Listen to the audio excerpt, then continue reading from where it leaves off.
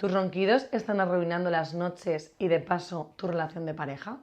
Los ronquidos no solo afectan al que lo padece, sino también al quien duerme a su lado. El ruido continuo interrumpe el descanso, generando irritabilidad, discusiones y alejamiento emocional. De hecho, muchos acaban durmiendo en habitaciones separadas y el vínculo de pareja se resiente. Pero no tiene que ser así. Los tratamientos modernos, como los dispositivos de avance mandibular o cirugías mínimamente invasivas, si son necesarias, pueden reducir los ronquidos y restaurar la armonía en el dormitorio.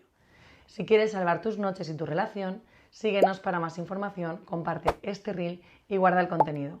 Dulces sueños para los dos.